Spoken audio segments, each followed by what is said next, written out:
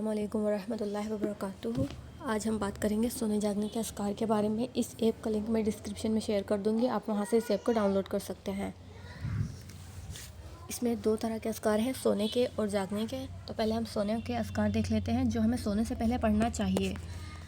ان کو پڑھ کر سونے سے ایک تو ہمیں سکون ملتا ہے اور ہم بہت اطمینان سے پرسکون ہو جاتے ہیں، اور اس میں جیسے ہم نیند میں ڈر جاتے ہیں اس کی بھی دعا ہے۔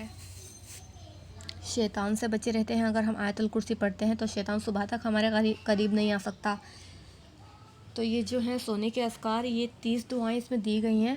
آیت الکرسی ہے، سورہ بقرہ کی آخری 2 آیتیں ہیں، سورہ کافرون ہے، سورہ اخلاص ہے، سورہ فلق ہے، سورہ ناس ہے، اور بھی دیکھیے تسبیحات ہیں اور یہ دعائیں ہیں جن میں کہ میں آپ کو دکھا دیتی ہوں۔ یہاں پر کلک کر کے ہم یہاں یہ پوری 30 کی 30 آ جائیں گی، جس میں نیند میں اگر ہم ڈر جاتے ہیں تو نیند میں ڈرنے پر ہمیں یہ والی دعا پڑھنی چاہیے، اور یہ والی میں آپ کو پلے کر کے دکھا دیتی ہوں۔ اگر آپ کو پڑھنا نہیں آتا تو آپ یہاں سے اسے پلے کر کے سن سکتے ہیں۔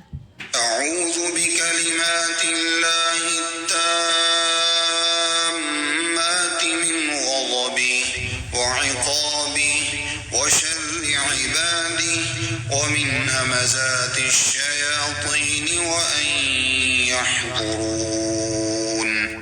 اس کی سب سے اچھی بات یہی ہے کہ اگر آپ کو پڑھنا نہیں آتا ہے تو آپ اس کو پلے کر کے سن سکتے ہیں، اور اس سے آپ کی تجوید بھی اچھی ہو جائے گی۔ اگر آپ کو پڑھنا آتا بھی ہے تو آپ اس کے پیچھے اگر ریپیٹ کریں گے تو آپ کی تجوید الحمدللہ بہت اچھی ہو جائے گی ماشاءاللہ۔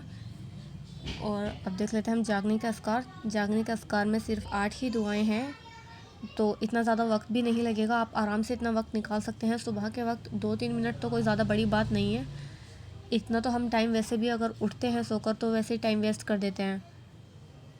یہ دیکھیے اس میں آل عمران کی بھی ہے، اور اس کے بارے میں آل عمران کی جو 190 سے 200 تک آیتیں جو ہیں، اس کے بارے میں آپ کو ایک اور چیز بتا دوں کہ یہ جو آیتیں ہیں نا، ان کو نبی صلی اللہ علیہ وسلم جو تھے وہ تہجد کے وقت آسمان کو دیکھ کر ان آیتوں کو پڑھتے تھے، تو ان کی فضیلت بھی بہت بڑی ہے الحمدللہ، سبحان اللہ۔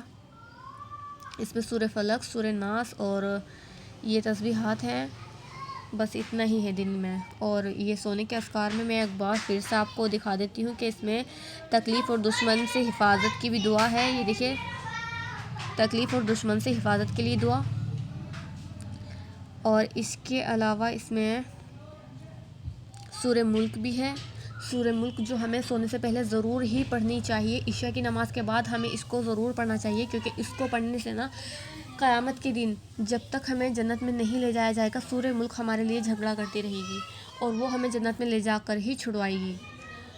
تو اس کو مس مت کریے گا۔ آج کا سب سے مین پوائنٹ یہی ہے کہ آپ سورہ ملک کو اپنی تلاوت میں عشاء کی نماز کے بعد شامل کر لیں۔